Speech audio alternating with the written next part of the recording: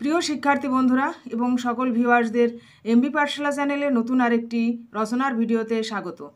আশা করি তোমরা প্রত্যেকে ভালো আছো। তোমরা ভালো আছো এই প্রত্যাশা রেখেই আমি শুরু করছি আজকের বিষয়টি।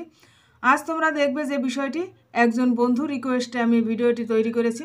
ভিডিওটির মাধ্যমে তোমরা যারা নতুন দেখছো বা প্রথম দেখছো তাদেরকে রিকোয়েস্ট তোমরা চ্যানেলটি সাবস্ক্রাইব করে এমবি পাঠশালার একজন মূল্যবান সদস্য হয়ে যাও এবং যারা সাবস্ক্রাইব করেছো অলরেডি তাদেরকে অসংখ্য ধন্যবাদ জানিয়ে শুরু করছি। গ্রীষ্মের দুপুর। ভূমিকা। বাংলা 12 মাসে 2 মাস নিয়ে হয় এক একটি ঋতু। বাংলা বছরের প্রথম ঋতু হলো গ্রীষ্ম ঋতু। বছরের প্রথম 2 মাস অর্থাৎ বৈশাখ জ্যৈষ্ঠ এই 2 মাস গ্রীষ্মকাল।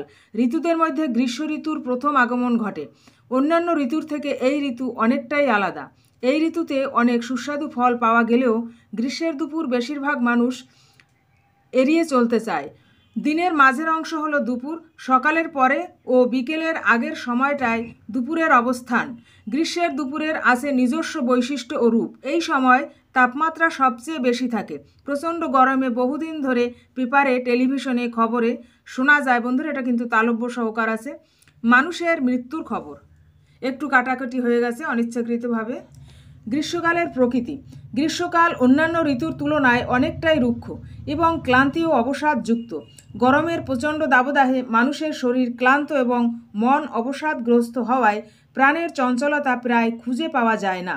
তাই গ্রীষ্মের দুপুরে চারিদিক নিস্তব্ধ, নিঝুম এবং খুবই শুনশান থাকে। গ্রীষ্মের দুপুর যখন 11টা থেকে 2টো বাজে রাস্তায় সাধারণত কেউ বের হতে চায় না। তাই রাস্তাঘাট, বাজার থাকে প্রায় জনশূন্য। একান্ত প্রয়োজনীয়তা না থাকলে ডাক্তারবাবুরা পরামর্শ দেন বাইরে বের না হতে।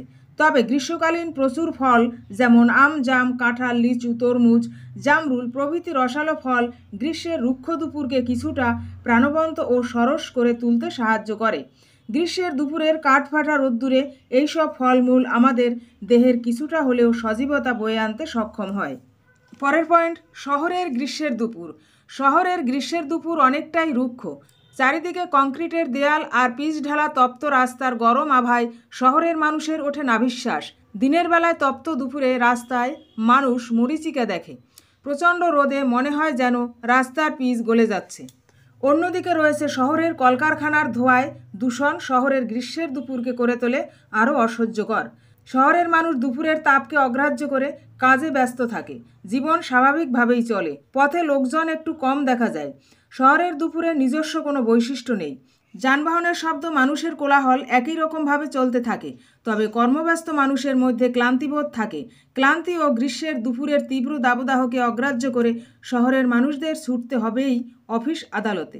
তাদের কোনো ছুটি নেই কাজ থেকে। তাই হয়তো শহরের গ্রীষ্মের দুপুরকে কর্মচঞ্চল, জনবহুল দেখা যায়। গ্রামের গ্রীষ্মের দুপুর।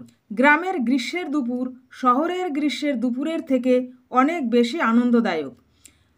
গাছ থেকে আম পেড়ে খাওয়া, দুপুরবেলা পুকুরে, খাল বিলে খেয়াল খুশি মতো সাঁতার কাটা, সন্ধেবেলা হলে নদীর ধারে হাওয়া খাওয়া, এই বিষয়গুলো শহরাঞ্চলে খুঁজে পাওয়া সম্ভব নয়। তাছাড়া গ্রামে গাছপালা বেশি থাকায় উষ্ণতাও শহরের তুলনায় অনেক কম থাকে। গ্রীষ্মের এই খরতায় বৈশাখ জ্যৈষ্ঠের তীব্র রোদে মাঠঘাট, খাল বিল সব শুকিয়ে যায়। গ্রামের মানুষ সকাল থেকে নানা কাজে ব্যস্ত থাকার পর দুপুরের খাওয়া দাওয়া সেরে বিশ্রাম নেয়। পথঘাট ফাঁকা হয়ে যায়, লোকজনের চলাচল প্রায় দেখাই যায় না। বটগাছের শীতল ছায়ায় ক্লান্ত পথিক আশ্রয় নেয় ক্ষণিক বিশ্রামের জন্য। কখনো কখনো দেখা যায় কিছু কুকুর উচ্চস্বরে ডাকাডাকি করছে। নদীর ঘাটে মালপত্র বোঝাই করা নৌকো বাঁধা থাকে। নদীর ঘাট, রাস্তাঘাট থাকে জনশূন্য। গ্রীষ্মের দুপুরে রৌদ্রের তাপে প্রকৃতিও নিঝুম হয়ে থাকে। মাঝে মাঝে শোনা যায় কোকিলের ডাক। গাছের নিচে বা খোলা মাঠে রাখাল শুয়ে শুয়ে অবলোকন করে আকাশে মেঘের আনাগোনা। মাঠে গরুগুলো ঘাস খেয়ে চলেছে। গ্রামের গৃহবধূরা দুপুরের খাওয়া দাওয়া সেরে পুকুর পাড়ে বাসন মাজছে। তারাও এবার বিশ্রাম নেবে। মানুষ এবং প্রকৃতিকে গ্রীষ্মের দুপুরের অলসতা যেন ধীরে ধীরে গ্রাস করে। উপসংহার, সকল ঋতুর মধ্যে এই গ্রীষ্মের দুপুরটা মানুষের কাছে কষ্টকর। গ্রামাঞ্চলে বাড়িতে গাছপালা থাকায় কিছুটা ঠান্ডা থাকে, কিন্তু শহরের দিকে মাথার উপর ছাদ যেন আগুন বাতাস বইয়ে দেয় সারা বাড়িতে। মনে হয় যেন আগুনের আভা গায়ে জড়িয়ে থাকে সারাক্ষণ। তবে কখনো কখনো একটু হাওয়া বইলে মানুষ স্বস্তি পায়। গ্রীষ্মের দুপুরে মানুষ অপেক্ষা করে থাকে কখন বিকাল আসবে। বিকেলে সূর্যের তাপ একটু কমে এবং মৃদুমন্দ দক্ষিণা বাতাস বইতে থাকে। তবে গ্রীষ্মের দুপুরের এই নির্জনতা মানুষকে একাকিত্বে সময় কাটানোর সুযোগ করে দেয়। কল্পনার জগতে ভেসে যায় মন কখনো কখনো। গৃহস্থ বধূদের এই দুপুরবেলাটা রামায়ণ মহাভারত গল্প উপন্যাস পড়ে সময় কাটানোর একটি খুবই উপযুক্ত সময়। তখন থাকে না কোনো কাজের ব্যস্ততা বা বাইরের কোলাহল। গ্রীষ্মের দুপুর সম্পর্কে বাংলা রচনাটি এখানেই শেষ হলো। ভিডিওটি তোমাদের কাছে ভালো লাগলে তোমরা অবশ্যই লাইক করো, কমেন্ট করো এবং শেয়ার করো। এছাড়াও তোমরা যদি এই ধরনের রচনার ভিডিও আরও পেতে চাও বিভিন্ন বিষয় সম্পর্কে, তোমরা এই ভিডিও ডেসক্রিপশন অবশ্যই ফলো করবে। সেখানে রচনা শেখার প্লেলিস্ট লিঙ্ক আমি দিয়ে রাখবো। সেখানে গেলে তোমরা সকল বিষয়ের উপর রচনা পাবে, দেখে নিয়ে তোমরা এক্সামের প্রিপারেশন নিতে পারবে। এমনকি থাকবে basic Bangla, spoken English, Bangla ব্যাকরণ, ইংরেজি গ্রামার এবং সহজপাঠ শেখার প্লেলিস্ট লিঙ্ক। আজ এখানেই শেষ করব। ফিরে আসবো আগামী দিন নতুন আরেকটি বিষয় নিয়ে। এ পর্যন্ত তোমরা প্রত্যেকে ভালো থেকো, সুস্থ থেকো, এমবি পাঠশালার সঙ্গে থেকো।